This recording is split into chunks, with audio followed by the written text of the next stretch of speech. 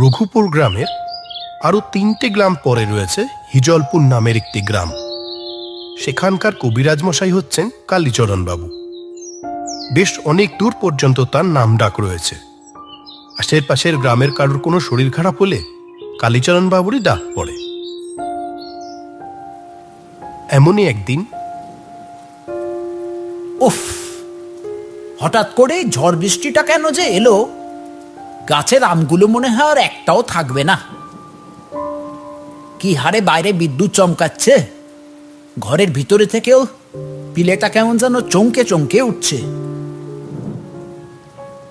ঠিক এরকম সময় কালীচরণ বাবুর দরজার বাইরে কয়েকবার কড়া নাড়ার আওয়াজ। আরে, এই সময় আবার কে এলো? এই ঝড় বৃষ্টির মধ্যেও চলে এলো। দরজা খোলাটা কি ঠিক হবে? কবরেজ মশাই, ও কবরেজ মশাই, আসেন নাকি? নিশ্চয়ই কেউ এসেছে। এই পাড়ার কেউ বলে তো মনে হচ্ছে না ঠিক। আমাকে মনে হয় ডাকছে। যাই তো, গিয়ে দেখি। এই বলে কালীচরণ বাবু এগিয়ে গেলেন দরজা খুলতে। দরজা খুলতেই তিনি দেখতে পেলেন একজন মাঝবয়সী লোক, মাথায় একটি গামছা বাঁধা আর পরনে একটা ছোট ধুতি। এ কি, কে তুমি? এত রাতে এই ঝড় বৃষ্টির মধ্যে কি চাই? আমারে বাসান কবরেজ মশাই, আমারে বাসান। এই বলে লোকটা কবিরাজ মশাইয়ের পা ধরে কান্না করতে লাগলো। কবিরাজ অনুভব করলেন লোকটার হাত দুটো যেন পুরো বরফের মতো শীতল। সঙ্গে সঙ্গে কবিরাজ তার পা দুটো সরিয়ে নিয়ে বললেন, আরে আরে, করছো কি? ছাড়ো ছাড়ো। কি হয়েছে বলো? কবরেজ মশাই, আমার বউটারে আপনি বাসান দয়া করে। ওর শরীরটা বড্ড খারাপ। কেন, কি হয়েছে? আমার বউটার যে কালা জ্বর হয়েছে কবরেজ মশাই, আপনি তাড়াতাড়ি চলেন। আরে কিন্তু কোথায় যেতে হবে? আমার বাড়ি রঘুপুরে, এই 3টে গা পরেই। অত দূরে ঝড় বৃষ্টির মধ্যে এত রাত্রে যাবো কিভাবে? উনি আপনি কোনো চিন্তা করবেন না কবরেজ মশাই। নদীর ঘাটে আমার নৌকা রয়েছে তো, আমি নিজে নৌকা করে আপনারে নিয়ে যাব। আপনি শুধু চলেন দয়া করে। আচ্ছা বেশ বেশ, দাঁড়াও, ঘর থেকে আমি আমার ছাপিটা আর ওষুধের থলেটা নিয়ে আসি।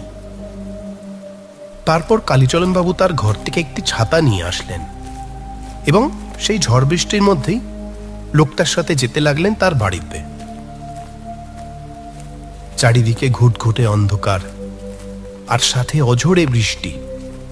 একটি সরু মাটির রাস্তার মধ্যে দিয়ে লোকটার পিছন পিছন হেঁটে চলেছেন কবিরাজ, আর লোকটা আগে আগে এগিয়ে চলেছে পথ দেখিয়ে। কবিরাজ মশাইয়ের মনের মধ্যে কেমন যেন একটু ভীতির সঞ্চার হতে লাগলো, যেন একটু শিউরে উঠলেন তিনি। এত রাতে এর সঙ্গে এত দূর যাওয়াটা কি আমার ঠিক হচ্ছে? কি হলো কবরেজ মশাই, কি ভাবছেন? আসেন আসেন, ওই যে ঘাটে আমার নৌকা বাঁধা আছে। আচ্ছা ঠিক আছে। তারপর তারা দুজন হাঁটতে হাঁটতে নদীর ঘাটে চলে এলো। উঠে আসেন কবরেজ মশাই। কি করে উঠবো? আরে এত অন্ধকারে তো কিছু দেখাই যাচ্ছে না। আর কি করব বলেন, একটু কষ্ট করেন দয়া করে। তারপর কালীচরণ কবিরাজ তার নৌকাতে উঠে বসলেন কোনো রকমে। বৃষ্টি তখনও থামেনি, মেঘে গর্জন করছে। এতই অন্ধকার যে কিছুই দেখা যাচ্ছে না ভালো মতো। কোনো শিয়াল কুকুরের ডাক অব্দি শোনা যাচ্ছে না।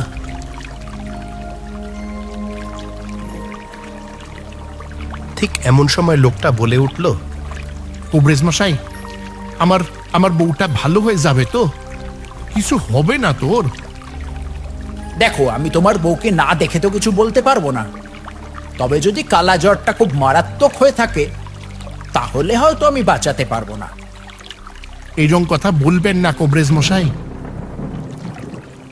তারপর খানিকক্ষণ চুপচাপ একভাবে বসে থাকতে থাকতে কবিরাজ মশাইয়ের চোখে একটু ঘুম নেমে এসেছিল। কিছুক্ষণ পর তিনি তার আড়মোড়া ভেঙে জেগে উঠে দেখলেন তিনি এখনো নৌকাতেই বসে রয়েছেন, আর নৌকা এখনো মাঝ নদীতেই। এ কি, আমি এখনো নৌকাতেই বসে? কি ব্যাপার মাঝি? আর কতক্ষণ লাগবে যেতে? কিন্তু কালীচরণ বাবু তার প্রশ্নের কোনো উত্তর পেলেন না। এ কি, কোনো উত্তর দিলে না যে? কিছু বলো। ভারী মুশকিল তো। লোকটা চুপ করে গেল কেন হঠাৎ? ঠিক এমন সময় এক প্রবল শব্দে বিদ্যুতের ঝলকানি এসে পড়ল নৌকার উপর। আর ঠিক তখনই কালীচরণ বাবু দেখতে পেলেন নৌকাতে কোনো মাঝি নেই, কেবল দাঁড়টা একলা একলাই টেনে চলেছে নিজের মতো। কালীচরণ বাবু ভয়ে চিৎকার করে উঠলেন, এ কি, মাঝি কোথায় গেল? নৌকায় যে কেউই নেই, তবে দাঁড়টাই ভাবে একা একা টেনে চলেছে কিভাবে? এসব এসব কি দেখছি আমি? এই ঝড় বৃষ্টির মধ্যেই মাঝ নদীতে কেউ কোথাও নেই। নৌকাটার মধ্যে বসে রয়েছেন কবিরাজ মশাই একা, আর তার চোখের সামনে সেই নিজে নিজে টেমে চলা দাঁড়। কিভাবে সম্ভব? আর একটু আগেই তো আমার সঙ্গে লোকটা কথা বলল। এইসব কি হচ্ছে? তবে কি কোনো? ঠিক এরকম সময় এক বিশাল অট্টহাসির শব্দ শোনা গেল।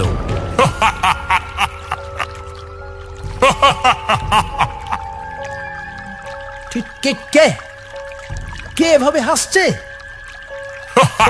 মাঝ নদীতে অট্টহাসির শব্দ যেন আরো বেশি জোরালো হয়ে উঠল। এসব কি হচ্ছে আমার সাথে? ঠিক এরকম সময় আর একটা বিদ্যুৎ ঝলকানিতে কবিরাজ দেখতে পেলেন এবার সেই দাঁড় টানছে ওকে। কে ওখানে? কিরে, চিনতে পারলি না? না না না না, কে কে কে কে তুমি? আমি পাশু। আজ তোকে আমি ছাড়বো না। আজ অনেক কাল পরে সময় এসেছে। আজ তোকে আমি ছাড়বো না। আমি তোমার কি ক্ষতি করেছি? আমায় ছেড়ে দাও। আমি কিছু করিনি। না, কিছুতেই না।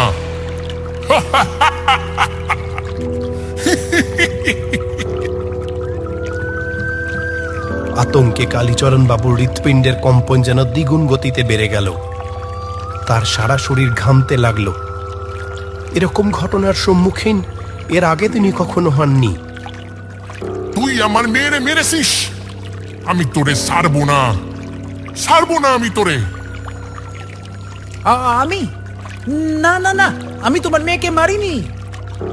তুই মেরেছিস আমার মেয়েরে। কবে? কখন? মনে কর, মনে কর, ঠিক এইরকমই এক ঝড় বৃষ্টি রাতে। কবরিজ মশাই বাড়ি আসেন? আহা, এই রাতের বেলা ঝড় বৃষ্টির মধ্যে আবার কে এসে উপস্থিত হলো? আমি পাশু কবরেজ মশাই, রঘুপুর গা থেকে আসছি। তুই এগিয়ে দরজাটা খুলে বলেছিলিস। কি চাই এই ঝড় বৃষ্টির মধ্যে এত রাতে? কবরেজ মশাই, দয়া করে আমার মেয়েটারে বাঁচান। কেন? কি হয়েছে তোর মেয়ের? আমার মেয়ে বড় অসুখে পড়েছে কবরেজ মশাই। এখন কোথাও যাওয়া সম্ভব না। এখন বাড়ি যা, আমি কাল সকালে গিয়ে দেখব।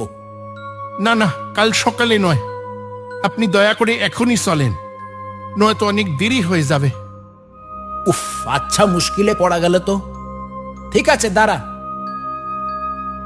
তারপর তুই তোর ঘুম চোখে ঘরের মধ্যে থেকে একটা ওষুধের বাক্স আর একটা ছাতা নিয়ে আসলি। তারপর আমার নৌকা করে আমার বাড়ি অবধি তোকে নিয়ে গিয়েছিলাম।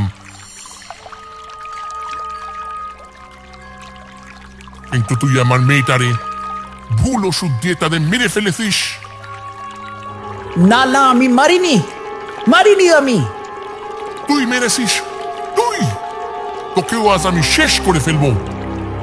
এই বলে পাঁচু তার ভয়ঙ্কর রূপ নিয়ে এগিয়ে আসলো কালীচরণ বাবুর দিকে। পাঁচু তার শক্ত হাতে কালীচরণ বাবুর গলাটা টিপে ধরল।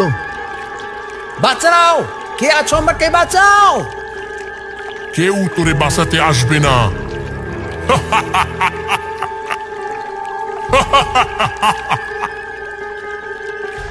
বরফের মতো ঠান্ডা হাত দুটো যেন সারাশির চাপে কালীচরণ কবিরাজের নিঃশ্বাস প্রায় বন্ধ করে দিল।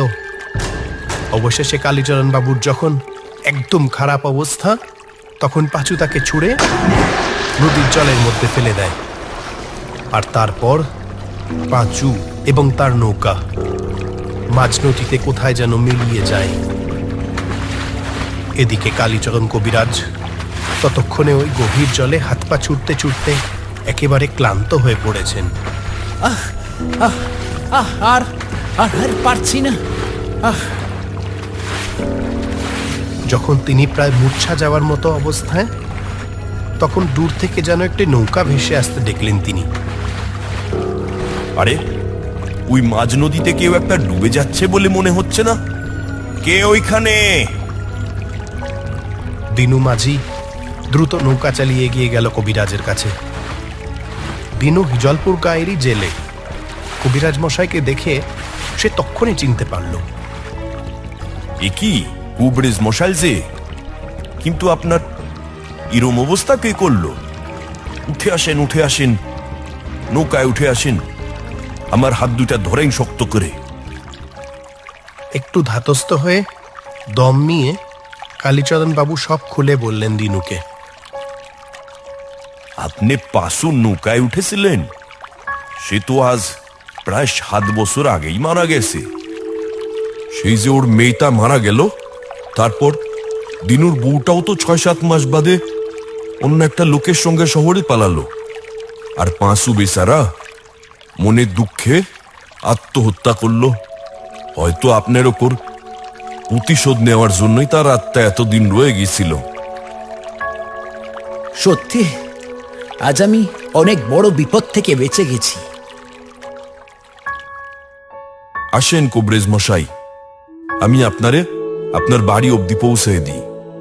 আর কখনো এই রাতের অন্ধকারে যে কোনো দরকারি হোক না কেন, আপনি একা একা এদিকে আসবেন না। এই ঘটনা আমার সারা জীবন মনে থাকবে।